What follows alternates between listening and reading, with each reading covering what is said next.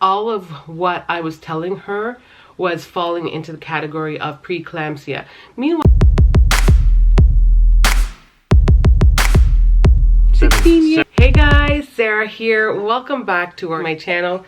So of course I'm here with little man, and every time I come and I try to film, he's doing this. He's doing the most. So of course I gotta get him onto the boob.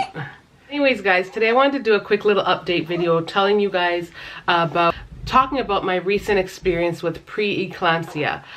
It's not something I've ever experienced before, but it's something that I experienced this time around. Long story short, I'm just going to get into to explain what happened. Like I said before, so you guys know, obviously I just gave birth, and I gave birth via C-section. It's my 5th C-section, and overall it was like a bit of a nightmare. However, you know, thank the Lord, God pulled me through, and I'm so thankful that everything went according to his plan, really, and I'm here and things are okay now. However, upon coming home, I knew that I had a C-section, so I was retaining fluid, lots of water, and just feeling, rather kind of fluffy, bloated, I don't know. It's a common feeling that you get with C-sections, but this time around it felt a little bit different just because it was more sluggish. Like I could feel the water in my body. So I came home, and I found my little space downstairs on the couch where I would remain most of the times throughout the day to be around the family, because I don't want to be confined into the bedroom sitting up there all day. I did rest, but it was just that in a different form. I just got to rest around my family, watch shows, talk and stuff like that. However, I noticed that when I was sitting on the couch, I couldn't sit without putting my feet up.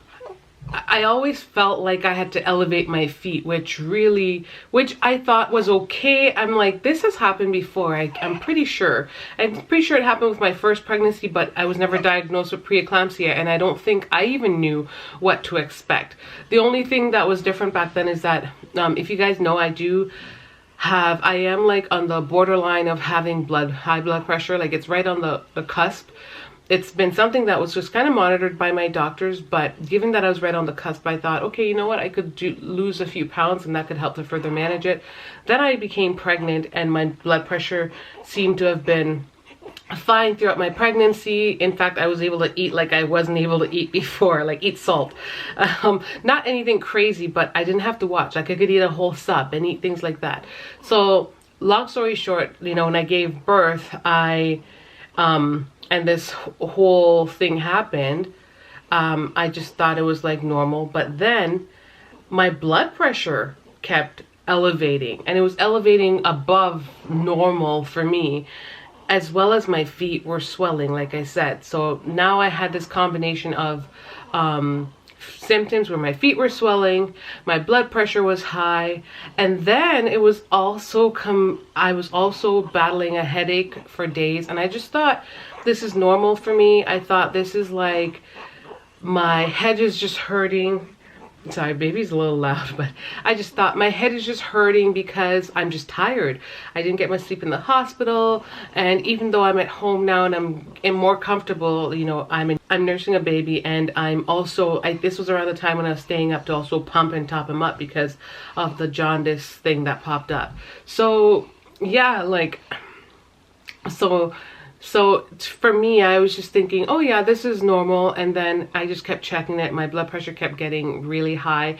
At one point or another, it was 151, 50 over 110, or it was just high. And that's when I decided to give my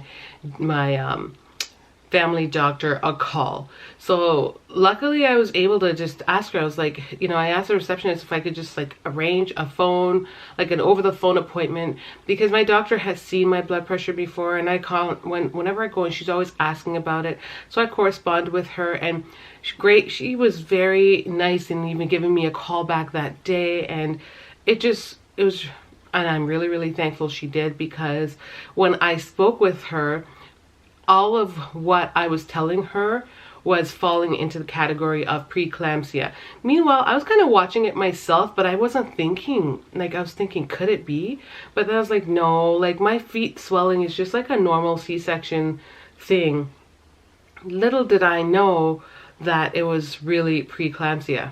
anyways, my doctor ended up putting me on some blood pressure medication to treat my blood pressure. And as soon as I went on it, within hours, my headache went away. And I haven't endured any swelling since. Y'all, oh my gosh, when I tell you, like, this like normal wave just went over me, and I just felt like a hint of normalcy that you know, you don't realize that you're not, you don't feel as normal as you could be. You know, when one's experiencing things, after a while of experiencing it, it just becomes so accustomed to you that you don't realize that you're not feeling as normal as you could. And once I took that medication, it was like night and day. And I haven't dealt with like a headache since. I haven't dealt with swelling since. And yeah, my blood pressure numbers have come way down, and I'm still working on it, but it's come down way in ranges that it was never, like normal range, to be fair. I'm just like so thankful, and I'm sharing this because I want to help anyone out there, whether you had a C-section birth or a regular birth. If you're experiencing any weird symptoms that you think, or any of these 3 symptoms, and especially when they're combined, don't hesitate to ask your doctor. Don't hesitate to talk to them and clarify if what you're experiencing is normal, because it could be like life or death. And the irony is, like, just days after, I was reading about a woman who lost her baby at 38 weeks, who had I think, I don't know if it was gestational diabetes or high blood pressure, but she had something, and it just went untreated and unnoticed. She lost her baby. It could have been her as well. She could have lost her life, but she lost her baby. And it's like, that is just one of the worst. Like, I can't imagine the thought of going through something like that.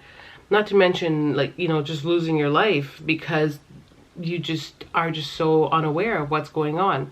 So I really strongly urge and encourage any of you women, like, just watch yourself carefully after birth. I thank God for just giving me like intuitiveness, because that's one thing I tend to have. Like, I do pay attention to myself and to my body to try to understand, you know, what's going on, but I'm not always fully aware. I'm not a medical doctor. And even though I had Google and I was researching everything, calling my doctor was the best thing I could have done, because right away she was just like, boom. And she treated me, which was quite amazing. So that's why I want to share this story. And it's strange too, because a few of the women that I've been watching and following their pregnancy journey this year that's been pregnant with me, they've actually had to go back to the hospital for preeclampsia. And I was thinking, oh my goodness, it's so scary. And little did I think that would ever happen to me, because this is my 5th pregnancy and that's never happened.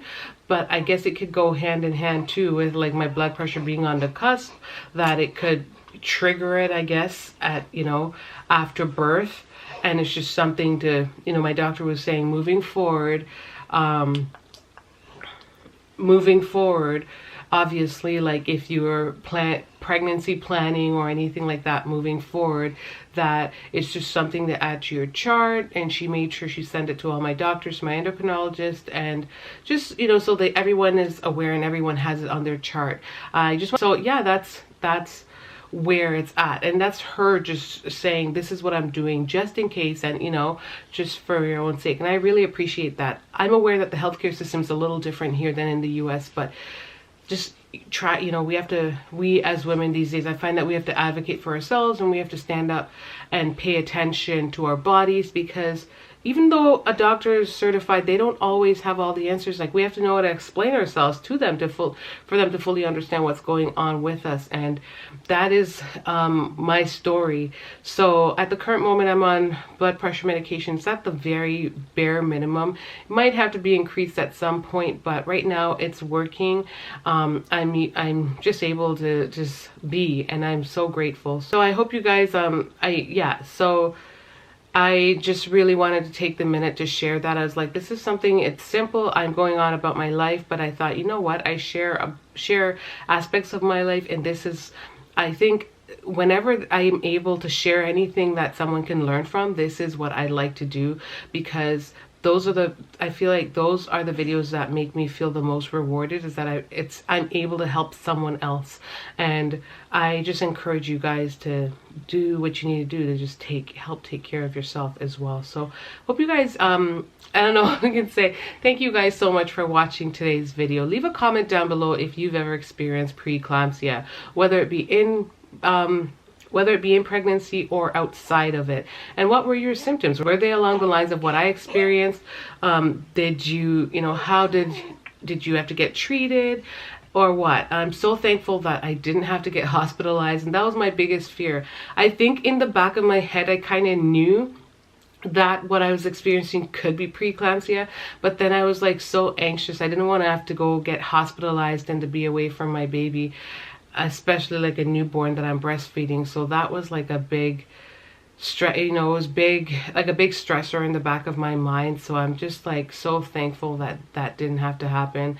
And I guess if you can nip it early or catch it early, like you can prevent that from happening, because when it gets like your blood pressure skyrockets, you can't exactly necessarily wait for blood pressure medication to take effect. That's the point where one usually just gets hospitalized, I think, when it gets really high. My numbers didn't get that high, and thankfully they didn't. So I would just love to know about you guys and your stories. Definitely don't hesitate to share down below. Thank you so much for watching. Don't forget to like today's video, and don't forget to subscribe if you're new, guys. Until next time, much love, guys.